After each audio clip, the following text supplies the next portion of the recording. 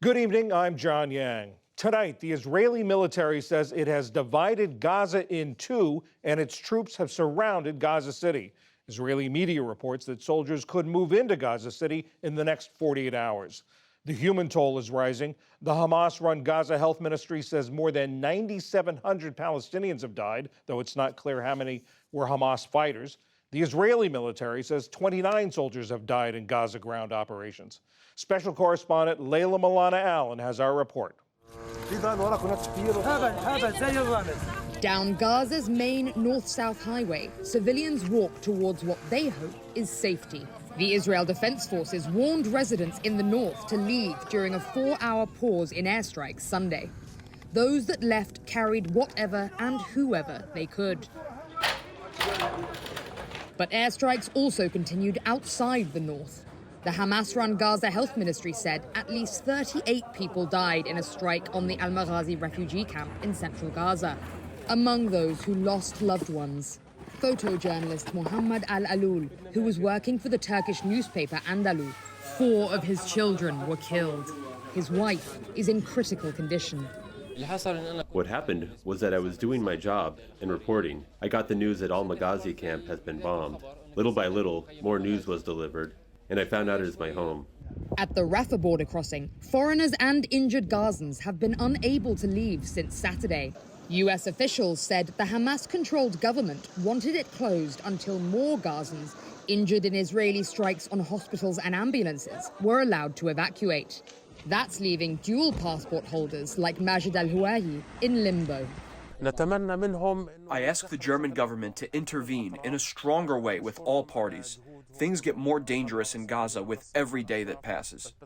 The IDF maintains that its strikes target Hamas locations underneath hospitals. It released this undated video purporting to show Hamas infrastructure under a hospital in Gaza City.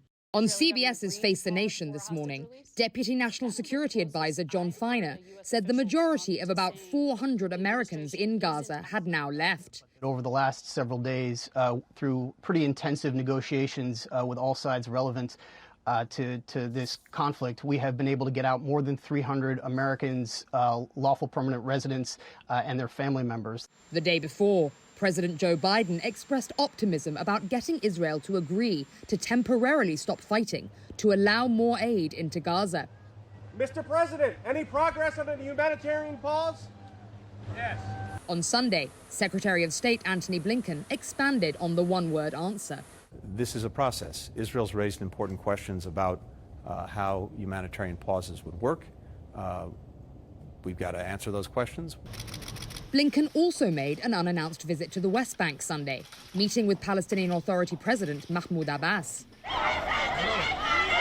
In response, protesters filled the streets of Ramallah.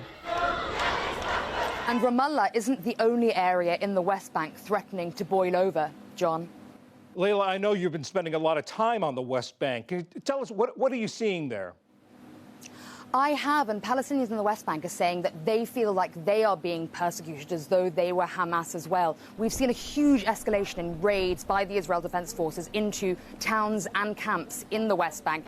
And not only that, but also airstrikes, which is very unusual in the West Bank. More than 1,300 Palestinians have been arrested, more than 100 killed by security forces in the past few weeks. And the second issue, of course, is the Palestinian Authority. Now, they are theoretically still the government in Gaza. It's just that Hamas is the party that runs things there. Fatah, which is the party that's in charge in the West Bank side of things, has been called upon now by the Israelis to come back in and run things in Gaza after the war. But they're very concerned about how that will be seen if they're seen as complicit with the Israelis. So there's a lot of concern about, after all this devastation, what happens next and what the future is for any Palestinian peace solution or state. Layla Milana Allen in Tel Aviv tonight. Thank you very much.